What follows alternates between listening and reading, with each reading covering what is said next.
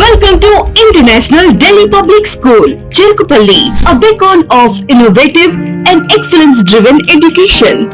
Our air-conditioned classrooms feature digital smart boards for a cutting-edge learning experience, complemented by a low student-teacher ratio of 20:1 to ensure personalized attention. We excel in integrated IIT, NEET and Olympiad training, supported by our diverse and expert faculty from across India. Our campus boasts state-of-the-art labs, an indoor sports arena, an extensive array of outdoor activities, a unique ISRO-certified space lab, and AP's first 18-course mini golf. We are also home to a dynamic activity corner for arts and wellness, recognized as India's best CBSE school with the Indian Education Excellence Award. We are committed to outstanding education and STEM learning. Admissions are now open. For more information, contact International Delhi Public School, Aripalli Road, Ponnapalli Village, Cherkupalli Mandal, Bapatla District, Andhra Pradesh. Contact 7702-172-162, 7799-797931, 7799-797932.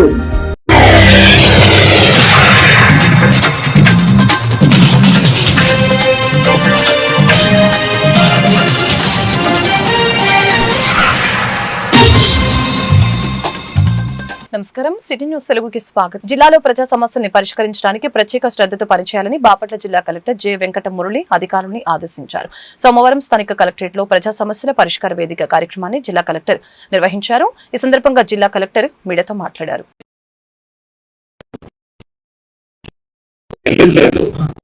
Cell number రాశావు, నువ్వు చూసినా, నేను underline చేశాను.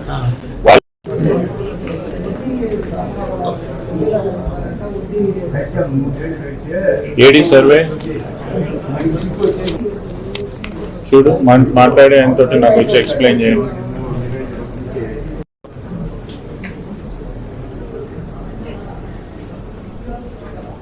PD housing మాట్లాడి తీసుకెళ్ళండి వాళ్ళని. మీకు ఇల్లు కావాలి కదా? వస్తుంది, ఇల్లు వస్తుంది. ఏం కులస్తులు? 2023 జనవరి మార్చిలో జగనన్న రాళ్ళు వేయించారు సార్. తహసీల్దార్ వేయించారు. ఏడీ సర్వే లేదంటున్నాడు సర్పంచ్. మానిటరింగ్ సభ్యులుగా అవకాశం అనేది వీళ్ళు కనుక్కోండి ఎక్కడ కట్టాలనేది. అట్లనే మనకి ఇప్పుడు 97 కోట్ల డిపిఆర్ వచ్చింది. దాంట్లో ఇది డిస్టర్బ్ కాకూడదు. అంటే ఇది కట్టాము, వాళ్ళు వచ్చి తీసేశారు, దీన్ని తీసేసి ప్లాట్ఫామ్ వేశారు, టైల్స్ వేశారు, అలా అయితే లాభం లేదు, డబ్బులు వృధా అవుతాయి. సో ఆ డిపిఆర్ మీరు డిస్ట్రిక్ట్ టూరిజం ఆఫీసర్ కూర్చొని ఒకసారి చెక్ చేసి ఇది లోన్ పెట్టుకున్నాడంట చూడండి. ముఖ్యమంత్రి కార్యాలయానికి అప్లై చేస్తాను, అది అర్జీ క్లోజ్ చేస్తాను కానీ అర్జీ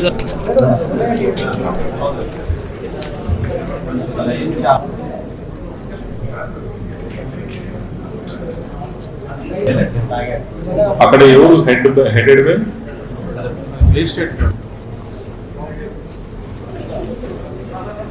సో మనం ఇది పిఎల్ఎస్కి పంపిస్తాము. ఇక్కడ నుంచి ఇది కోర్టుకి వెళ్తుందండి. కోర్టు నుంచి మీకు పిలుపు వస్తే మీరు.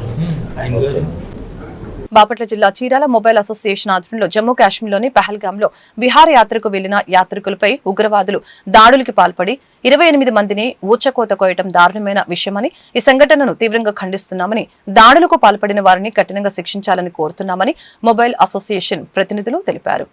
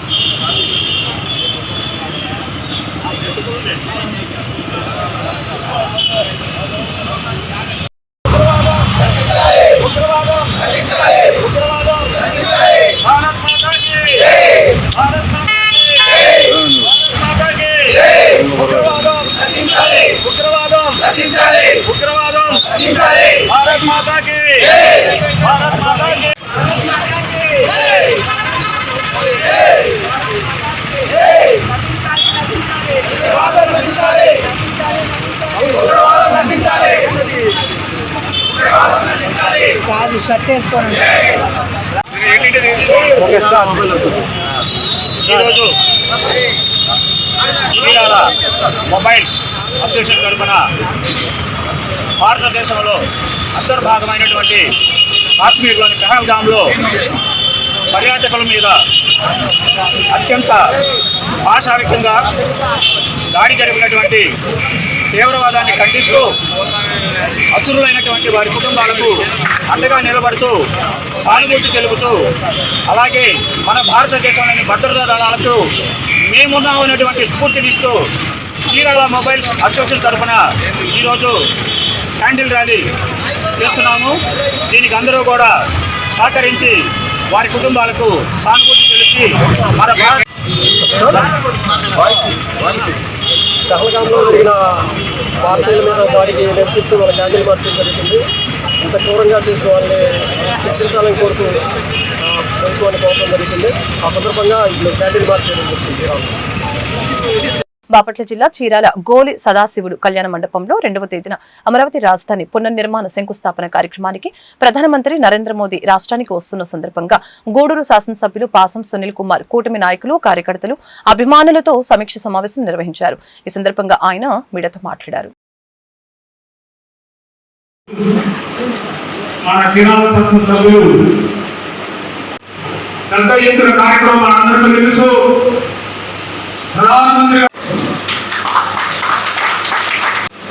జనార్దన్ గారు ఎడి తిరగండి.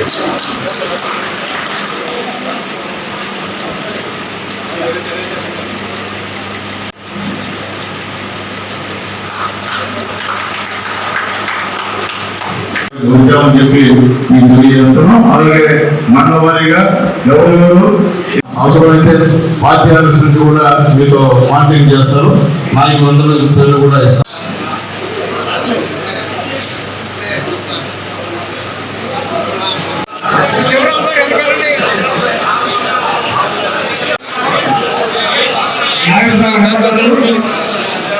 నేను గూడూరు శాసనసభ్యుడిని. గతంలో కూడా 90 నుంచి పార్టీలో ఉన్నాను. 90లో మున్సిపల్ చైర్మన్గా గూడూరులో ఎన్నికైనాను. 2014లో ఎమ్మెల్యే గెలిచాను. మళ్ళీ ఇప్పుడు ఎమ్మెల్యేగా గెలుస్తున్నాను. మీ ఎమ్మెల్యే గారు నాకు చాలా క్లోజ్ అయ్యారు. ఎందుకంటే మా గూడూరు పక్కన సూళ్ళూరుపేటలో ఖాళీ సార్ ఉంది. మాకు చాలా క్లోజ్ మీ ఇద్దరం కూడా. నిన్న అడిగిన అన్న వస్తున్నాం అన్న మీరు ఉంటారంటే లేదు అప్పుడు 20 రోజులు కాన్స్టిట్యూన్సీలో ఉన్నాను. అత్యంత పరిమితులు వచ్చాను. వేరే ఇబ్బంది లేదు. మీటింగ్ మనలో జరుగుతారని చెప్పి మన మార్కెటింగ్ కమిటీ చైర్మన్ గారు జరుగుతారని చెప్పి ఆయన హామీ ఇచ్చాను. దానివల్ల ధైర్యంగా ఇక్కడ రావడం జరిగింది. లేకపోతే ఎమ్మెల్యే గారు ఉంటేనే రావాలా. కానీ మా పార్టీ తెలుగుదేశం పార్టీ ఈరోజు ఖచ్చితంగా డేట్ల ప్రకారంగా మీటింగ్ పెట్టాలో చెప్పిన ప్రకారం మనం పోవాలి. కాబట్టి పార్టీ చెప్పింది కాబట్టి నాకు రాక తప్పదు, మీటింగ్ పెట్టక తప్పదు. రోడ్డు మండలం, వేటపాలెం మండలం చాలా తక్కువ మండలాలు ఉన్నాయి. కానీ జనాభా దాదాపు 80,000 ఓట్లు ఉన్నారని చెప్పి కూడా 2 లక్షల ఓట్లు అని చెప్పి కూడా పెద్దలు తెలియజేస్తున్నారు. ముఖ్యంగా ఏంటంటే మీ అందరికీ తెలుసు, కొత్త కాదు. ఎందువల్లంటే మీరు అందరూ పాత పార్టీ నాయకులు. కొత్తలు నాకు తెలిసి ఎవరో కొంతమంది తప్ప అందరూ ఈ పార్టీ సిద్ధాంతాలు నందమూరి తారక రామారావు నుంచి అందరూ కూడా తెలుసు.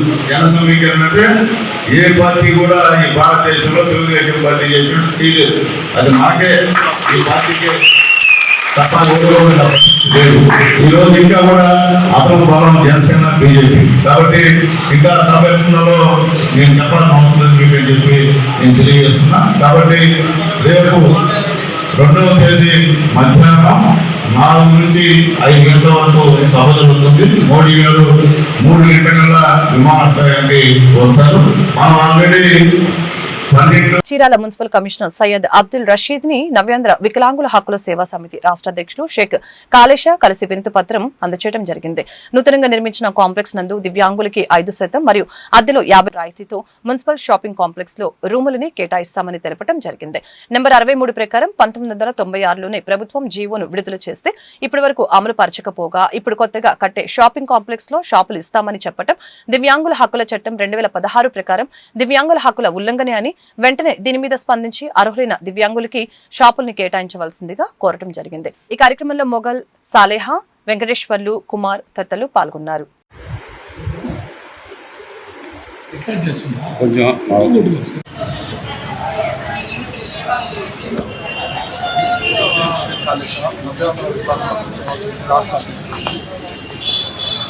ఈ నెల 21వ తేదీ చీరాల మున్సిపాలిటీ కార్యాలయంలో ప్రజా ఫిర్యాదుల పరిష్కార వేదిక కార్యక్రమం జరిగింది. జిల్లా కలెక్టర్ గారిని కలిసి మాకు మున్సిపల్ షాపుల్లో రిజర్వేషన్ అమలుపరచడం లేదని చెప్పి బాపట్ల జిల్లా వ్యాప్తంగా చాలా అన్యాయం జరుగుతుంది. దీని మీద మీరు చర్యలు తీసుకోవాలని చెప్పి కోరటం జరిగింది. సంబంధిత కలెక్టర్ గారు సంబంధిత శాఖల వారిని ఆదేశించారు. ఆ క్రమంలోనే చీరాల మున్సిపల్ కమిషనర్ గారిని కూడా ఆదేశించడం జరిగింది.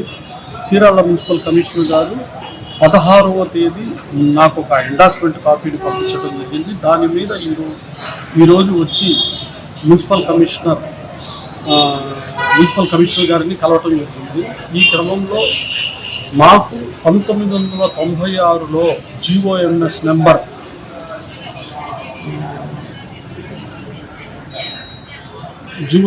నెంబర్ విడుదల చేయడం జరిగింది. ఆ క్రమంలో మాకు అప్పుడు 3% కోటా కింద ఇవ్వమని చెప్పారు. దాన్ని ఇప్పుడు 2023వ సంవత్సరంలో GOMS నెంబర్ 43 ప్రకారం 5% ఇవ్వమని చెప్పి కోరటం జరిగింది. ఆ ప్రభుత్వ ఉత్తర్వు ప్రకారం మాకు అమలు పరచడం లేదనే విషయాన్ని సంబంధిత చీరాల మున్సిపల్ కమిషనర్ గారిని కలిసి ఇప్పుడు వివరణ ఇవ్వడం జరిగింది. దాని మీద వాళ్ళు ఇచ్చిన ఎండార్స్మెంట్ కూడా తప్పు పట్టడం జరిగింది. ఎందుకంటే అది దివ్యాంగుల ఆత్మగౌరవాన్ని కించపరిచే విధంగా, అవమానపరిచే విధంగా ఉంది. ఇది ఎంత మాత్రం మంచి పద్ధతి కాదు. దీన్ని ఒకసారి పునఃపరిశీలన చేసి అధికారులకు ఆదేశాలు ఇచ్చి మా హక్కుల్ని కాలరాయకుండా, మా ఆత్మగౌరవాన్ని దెబ్బతీయకుండా మా హక్కుల్ని మీరు ఇంప్లిమెంటేషన్ చేసే విధంగా చర్యలు తీసుకోవడం కోరటం జరిగింది. ఆ క్రమంలోనే ఆర్ఐ గారికి కూడా కలవటం జరిగింది. వాళ్ళు పునఃపరిశీలించి సంబంధిత ఎక్కడైతే మీకు ఖాళీగా ఉన్నాయో షాపులు అవన్నీ భర్తీ. ప్రపంచ మానవాళికి స్వేచ్ఛ, సమానత్వం, సౌభ్రాతృత్వంతో కూడినటువంటి జీవన విధానం, పంచశీలను ఆచరించడం ద్వారానే సాధ్యమని ప్రబోధించినటువంటి మహనీయుడు గౌతమ బుద్ధుని జయంతి వేడుకల్ని బాపట్ల జిల్లాలోని బట్టిప్రోలు బౌద్ధ క్షేత్రం వద్ద మే 12న ప్రభుత్వం అధికారికంగా నిర్వహించాలని సోమవారం కలెక్టరేట్లో నిర్వహించిన ప్రజా సమస్యల పరిష్కార వేదికలో జై భీమ్రావ్ భారత పార్టీ రాష్ట్ర కార్యదర్శి, న్యాయవాది, బుద్ధిస్టు దోవా రమేష్ రామ్జీ బాపట్ల జిల్లా కలెక్టర్ కి వినతి పత్రాన్ని అందజేశారు. బట్టిప్రోలు బౌద్ధ క్షేత్రం భారతదేశంలోని అతి పురాతనమైనదని, బుద్ధుని అవశేషాలతో నిర్మించినటువంటి స్తూపం అతి పురాతనమైనదని, విశిష్టమైనదని ఈ సందర్భంగా తెలిపారు. జై భీమ్, నమో నమో బుద్ధాయ.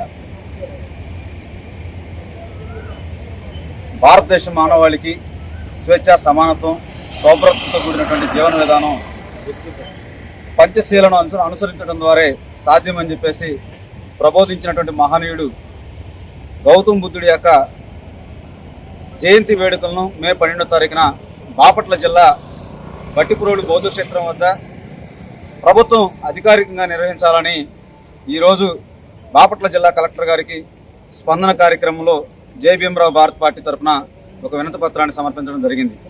మరి బట్టిప్రోలు బౌద్ధ క్షేత్రం అనేది పురాతనమైనది, విశిష్టతమైనది. ఈ రాష్ట్రంలో అమరావతి, నాగార్జున సాగర్ కన్నా కూడా పురాతనమైనటువంటి స్తూపం బౌద్ధ స్తూపం. మరి ఈ స్తూపం అభివృద్ధి చేయడానికి ఉమ్మడి రాష్ట్రం నుంచి ఆంధ్ర రాష్ట్రం ఏర్పడిన తర్వాత బౌద్ధ క్షేత్రాన్ని నూతనంగా నిర్మాణం చేసినప్పటికీ కూడా అక్కడ బౌద్ధ భిక్షులు విదేశాల నుంచి వచ్చేవారి కోసం ఒక కమ్యూనిటీ హాలు, ఆ కమ్యూనిటీ హాల్ పైన 50 అడుగుల బుద్ధ విగ్రహము, మరి ఆ బట్టిప్రోలు బౌద్ధ క్షేత్రం ప్రాంతంలో ఉన్నటువంటి చెరువును అభివృద్ధి చేసి బోటింగ్ సౌకర్యం ఏర్పాటు చేస్తే మరి బట్టిప్రోలు పర్యాటక కేంద్రంగా బాపట్ల జిల్లాలో అభివృద్ధి చెందుతుందని చెప్పేసి ప్రణాళికలు రచించినప్పటికీ కూడా ఆ కార్యాచరణలో ఇవన్నీ కూడా పనులు నత్తనడకం కొనసాగుతూ ఉన్నాయి.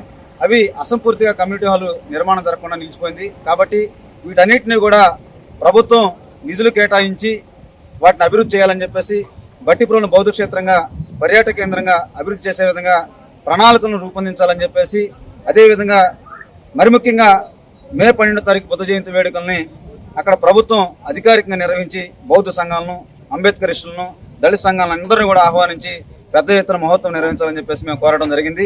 దాని మీద కలెక్టర్ గారు రేపల ఆర్డీఓ గారికి, జిల్లా పంచాయతీ ఆఫీసర్ గారికి, అదేవిధంగా పంచాయతీరాజ్ అధికారులకి, మరి పర్యాటక శాఖ వారు అందరూ కూడా పరిశీలించి తగు ప్రణాళికలతో నివేదికను సిద్ధం చేయమని చెప్పేసి వారు ఎండార్స్ చేయడం జరిగింది. ఖచ్చితంగా ప్రభుత్వం మేము ఇచ్చినటువంటి వినతి పైన స్పందించి అధికార యంత్రాంగం మే 12 బుద్ధ జయంతి వేడుకలను బట్టిప్రోలు బౌద్ధ స్తూపం నిర్వహిస్తుందని చెప్పి మేము ఆశిస్తా ఉన్నాం. జై భీమ్, నమో నవబుద్ధాయ. బాపట్ల జిల్లా మాదిగ ఉద్యోగుల సమైక్య జిల్లా కార్యవర్గ సమావేశం కాసా భవనం నందు జిల్లా అధ్యక్షులు వంగేవరపు రమేష్ మాదిగ నిర్వహించారు. ఈ సందర్భంగా ఆయన మీడియాతో మాట్లాడారు. అన్ని డిపార్ట్మెంట్లో ఉన్న మన వాళ్ళ ప్రతినిధులుగా దాన్ని ఏర్పాటు చేయండి. ప్రతినిధి వర్గం ఏదో ఒక దాని దగ్గర ఆపేయడంలో ఒక టీచర్ వర్గం దగ్గర లేకపోతే ఇంకొక వర్గం దగ్గర లీడర్షిప్ ఆపేస్తే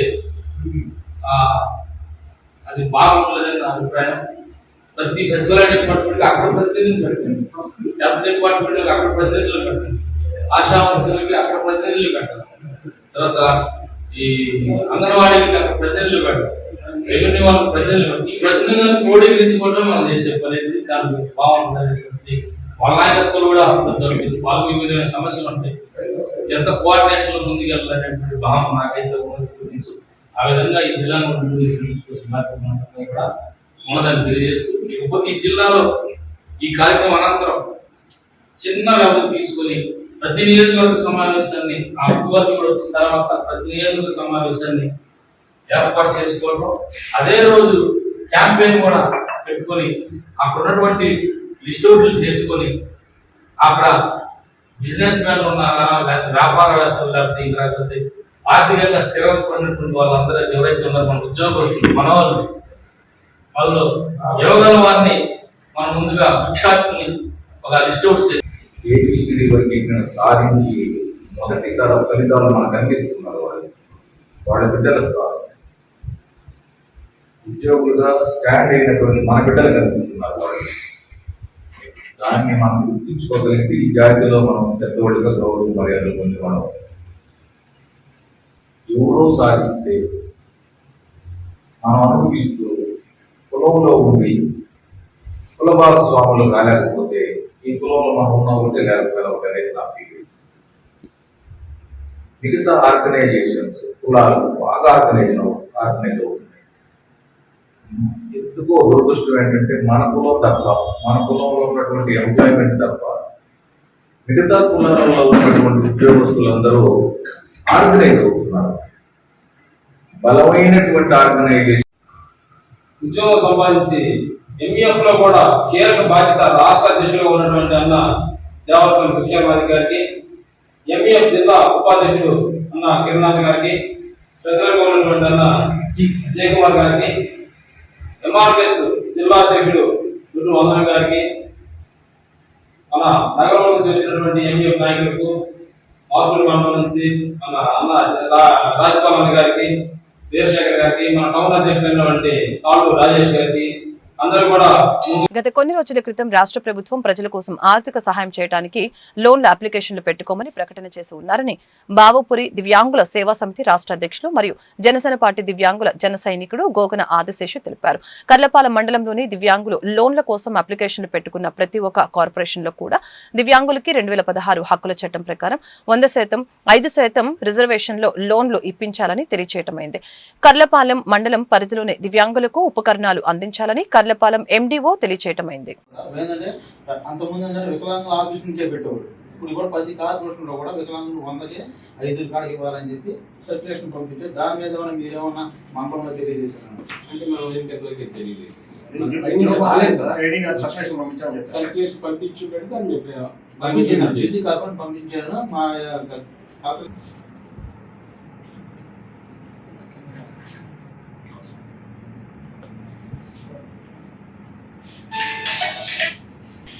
దివ్యాంగుల ఐక్యత, దివ్యాంగుల ఐక్యత, దివ్యాంగుల ఐక్యత. నమస్తే, నా పేరు యోగన ఆదిశేషు, బాబుపురి దివ్యాంగుల సేవా సమితి రాష్ట్ర అధ్యక్షుడిగా, అదేవిధంగా జనసేన పార్టీ దివ్యాంగుల జన సైనికుడిగా పనిచేస్తున్నాను. ఈరోజు బాపట్ల జిల్లా కర్లపాలెం మండలంలోనే మరి ఎంఆర్ఓ గారికి, ఎండిఓ గారికి ఈరోజు గ్రీవెన్స్ కార్యక్రమంలో మా ఒక దివ్యాంగుల ఒక సమస్యల మీద ఉపాధి హామీ పథకంలో తిరుగుపులు చేయాలని, దాని విధంగా దివ్యాంగులకి ఉపకరణాలు అందించాలని, అదేవిధంగా ఈ వికలాంగుల కోసం మరి ఈ గతంలో కొన్ని రోజుల క్రితం రాష్ట్ర ప్రభుత్వం మరి పేదవాళ్ళు ఎవరైతే ఉన్నారో వాళ్ళకి ఆర్థిక సహాయం కోసం లోన్స్ ఏర్పాటు చేసి ఉంటే ఈ లోన్స్లో భాగంగానే దివ్యాంగులకి మరి 5% రిజర్వేషన్ 2016 హక్కుల చట్టం ప్రకారం 5% రిజర్వేషన్ అమలు చేయాలని చెప్పి ఈరోజు బాపట్ల జిల్లా కర్లపాలెం మండలంలో మరి కర్లపాలెం మండల హెడ్ ఆఫీస్లో గ్రీవెన్స్ కార్యక్రమంలో మరి ఎండిఓ గారికి మా యొక్క సమస్యలు తెలియజేసి ఉన్నాం. ఎండిఓ గారు దీని మీద పూర్తిగా పరిశీలించి మీకు సాధ్యత వరకు న్యాయం చేస్తానని చెప్పి తెలియజేసి ఉన్నాడు. అలాగే మరి మా ఒక కర్లపాలెం మండలం ఎండిఓ గారు మాకు చెప్పినట్టుగా మరి ఈ బాపట్ల జిల్లా పరిధిలో ప్రతి ఒక్కరు కూడా అలాగే పనిచేయాలని చెప్పి కూడా అధికారులకి మరి అందరూ కూడా తెలియజేస్తూ ఉన్నాం. రైతుల తలసరి ఆదాయంలో ఆంధ్రప్రదేశ్ ని దేశంలోనే అగ్రస్థానంలో నిలపటమే ముఖ్యమంత్రి చంద్రబాబు ఆశయమని ప్రభుత్వ చీఫ్ విప్ వినుకొండ ఎమ్మెల్యే జీవి ఆంజనేయులు తెలిపారు. వినుకొండ పట్టణ మార్కెట్ యార్డులో సోమవారం రైతులకి రాయితీపై వ్యవసాయ యంత్ర పరికరాల పంపిణీలో ఆయన పాల్గొన్నారు. ఈ సందర్భంగా చీఫ్ విప్ జీవి మీడియాతో మాట్లాడారు.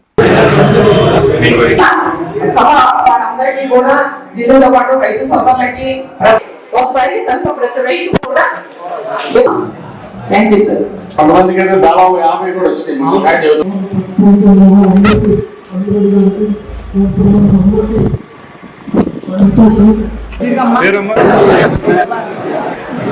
చూడండి సార్, రెడీ సార్, ఇది చూడండి సార్, సార్ ఇది చూడండి సార్, రెడీ సార్, అట్లేండి సార్ మీరు. చాలా ధన్యవాదాలు.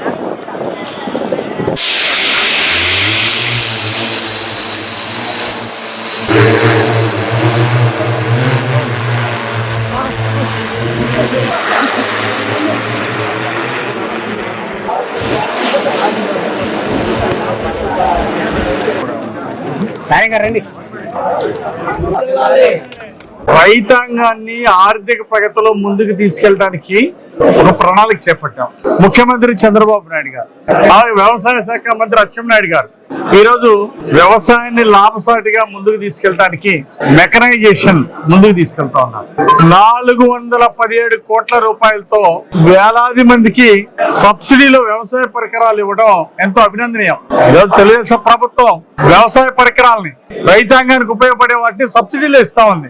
ఈ సంవత్సరం 417 కోట్లు ఇస్తా ఉంది. గతంలో 2014-19 మధ్యలో చంద్రబాబు గారి ప్రభుత్వంలో 3,20,000 మందికి 1,227 కోట్లు ఖర్చు పెట్టాం. మెకనైజేషన్ ముందు తీసుకెళ్లాం. కానీ గత ప్రభుత్వంలో వైసీపీ పాలనలో ఎందుకు మెకనైజేషన్ కి ప్రాధాన్యత ఇవ్వలేదు? కేవలం 360 కోట్లు మాత్రం ఖర్చు పెట్టారు. మరి చంద్రబాబు గారి ప్రభుత్వం ఎప్పుడు కూడా వ్యవసాయానికి పెద్ద పీటేసింది, రైతులు కొండంత అండగా ఉంది, నడిపించింది ప్రభుత్వం. రైతు సంక్షేమ ప్రభుత్వం తెలుగుదేశం ప్రభుత్వం, రైతు ద్రోహి ఆనాటి జగన్ ప్రభుత్వం. ఎందుకంటే కేంద్ర ప్రభుత్వం ఇచ్చినటువంటి 80 పథకాలకి 60% డబ్బులు కంట్రిబ్యూషన్ ఇచ్చింది కేంద్ర ప్రభుత్వం. ఆ నిధులు ఎన్నికెళ్ళిపోయినాయి. కారణం ఏంటి? ఆనాడు వైసీపీ ప్రభుత్వంలో కనీసం 40% మ్యాచింగ్ గ్రాంట్ ఇవ్వకపోవటం వల్ల 80 పథకాలు సబ్సిడీలు ఇచ్చే పథకాలు మూతపడ్డాయి. గత ప్రభుత్వం వైఫల్యం వల్ల రైతులు చిన్న చూపు చూస్తుంది. రైతులు కేంద్రం ఇచ్చినటువంటి నిధుల్ని 60% నిధులు ఇస్తే 40% కంట్రిబ్యూషన్ ఇవ్వకుండా 100 కోట్ల నిధులు దుర్వినియోగం అయిపోయింది, నిరుపయోగం అయిపోయింది. అంటే రైతులు అంటే అంత నిర్లక్ష్యం ఆ ప్రభుత్వానికి. అందుకోసమే మైక్రో న్యూట్రియంట్ మరి చంద్రబాబు గారి ప్రభుత్వంలో ఉచితంగా ఇచ్చి దిగుబడి పెంచింది. చంద్రబాబు గారి ప్రభుత్వంలో నాడు ఇచ్చాం, నేడు ఇస్తున్నాం. కానీ మధ్యలో వైసీపీ ప్రభుత్వంలో ఎందుకు ఇవ్వలేదు? మైక్రో న్యూట్రియంట్ ఎందుకు ఆపారు? సబ్సిడీలో పథకాలు ఎందుకు తగ్గించారు? సాయిల్ పరీక్షలు ఎక్కడన్నా చేశారా గత ప్రభుత్వంలో?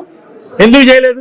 రైతులు అనేది నిర్లక్ష్యం. కాబట్టి రైతులు నిర్లక్ష్యం చేసినటువంటి గత ప్రభుత్వాన్ని చూశారు. ఈ రోజు రైతులకి వ్యవసాయ పరికరాలు సబ్సిడీలు ఇస్తున్నారు. 3 లక్షల మంది పైగా ఈ రోజు సాయిల్ టెస్టింగ్ చేసి రైతుల్ని చక్కగా ఎక్కడ ఏం వాడాలి, ఎలా వాడితే దిగుబడి పెరుగుతాయో ఈ రోజు ఆంధ్రప్రదేశ్ లో వ్యవసాయ అధికారుల ద్వారా విశిష్టమైన సేవలు అందిస్తా ఉన్నారు. అదే విధంగా ఆర్గానిక్ ఫార్మింగ్ ప్రోత్సహిస్తుంది ఈ రోజు రాష్ట్ర ప్రభుత్వం, కేంద్ర ప్రభుత్వం. జమ్మూ కాశ్మీర్ లోని బైసారన్ దగ్గర పర్యాటకులపై ఉగ్రవాదులు తెగపడి 28 మందిని కాల్చివేయటాన్ని ఖండిస్తూ నిరసన ర్యాలీ చేపట్టారు. పల్నాడు జిల్లా కారంపూడి పట్టణంలో చెక్ పోస్ట్ సెంటర్ నుంచి నాగులేరు బ్రిడ్జి వరకు క్యాండిల్స్ ర్యాలీని నిర్వహించారు. ఈ కార్యక్రమానికి కారంపూడి మండల ఏపీయూడబ్ల్యూజే సభ్యులు హాజరై తమ సంఘీభావాన్ని తెలియజేశారు.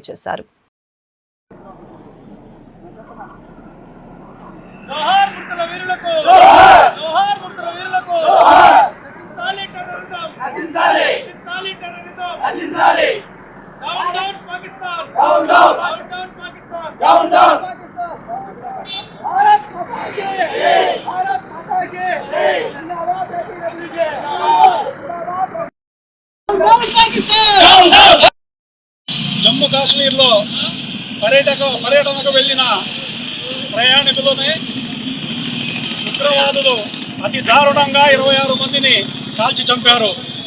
దీంట్లో హిందువులు, ముస్లింలు అందరున్నారు. ఇది ఒక కేవలం మతం మీద కాదు, కులం మీద కాదు, మన భారతదేశం మీద జరిగిన దాడిగా మనం భావించాలి. దీన్ని కొందరు అవకాశంగా తీసుకొని హిందువులపైనే దాడి జరిగింది, ముస్లింలే చేశారు అని చెప్పేసి కొన్ని తప్పుడు వార్తలు జనాల్లోకి తీసుకొస్తున్నారు. దీన్ని ఏమాత్రం నమ్మొద్దు. దీన్ని ప్రతి ఒక్కళ్ళు ఈ జరిగిన దాడిని ప్రతి ఒక్కళ్ళు మానవత్వంతో ఖండించాల్సిన బాధ్యత ప్రతి భారతీయుడి పైన ఉన్నది. కనుక దీన్ని ప్రతి ఒక్కళ్ళు ఖండించాలి. ఉగ్రవాదాన్ని అరికట్టే విధంగా కేంద్ర ప్రభుత్వం వెంటనే చర్యలు తీసుకోవాలని చెప్పేసి ఈ సందర్భంగా కోరుకుంటున్నాము. మన భారతదేశంలో ఉగ్రవాదం చొరబడింది అంటే మన నిఘా సంస్థలు ఏం చేస్తున్నాయి? భారతదేశంలో ఎన్ని నిఘా సంస్థలు ఉన్నాయి? ఎంతమంది పనిచేస్తున్నారు? కులాలు, మతాల పేర్లు చెప్పుకొని ఓట్లు తండుకొని కాలయాపన చేస్తున్న రాజకీయ నాయకులు ఇకనైనా మారండి. కులాల పేర్లతో ఓట్లు తండుకోవడం కాదు. జనాలకు కావాల్సిన ప్రజలకు ఏవైతే అవసరమవుతుందో అది తప్పనిసరిగా చేయాలని చెప్పేసి ఈ సందర్భంగా చెప్తున్నాను. మరి అలాగే కొంతమంది ఇదే అదునుగా చూసుకొని కులాల మధ్య, మతాల మధ్య విద్వేషాలు రేపి హిందువులు 80% మంది ఉన్నారు, ముస్లింలేది దీనికి కారకులు అని చెప్పేసి అంటున్నారు. నిన్న జరిగిన దాంట్లో హిందువులు, ముస్లింలు ఇద్దరు ఉన్నారు. చంపింది ముస్లింసే కావచ్చు, కాపాడిన వారు కూడా ముస్లింస్ ఉన్నారు. కనుక దీన్ని ప్రతి ఒక్కరూ మానవతంగా చూసుకోవాలా. భారతదేశంలో ఉన్న ముస్లింలు ఏ ఒక్కరు కూడా పాకిస్తాన్ కానీ ఇతర దేశాలు కానీ ముఖ్యంగా ఉగ్రవాదానికి ఎవరు సపోర్ట్ చేయరు. ఎందుకంటే ఇస్లాం మతంలో ఉగ్రవాదం అనేది లేదు. మానవతా దృక్పథంతో పక్కవాడికి సహాయం చేయమనే ఏ మతమైనా చెప్తుంది. అలాగే ముస్లింలు, ఇస్లాం మతం కూడా పక్కవారికి సహాయం చేయమని. ఈ వార్తలు ఇంతటితో సమాప్తం. మరొక బులెటిన్ మళ్ళీ కలుద్దాం. నమస్కారం.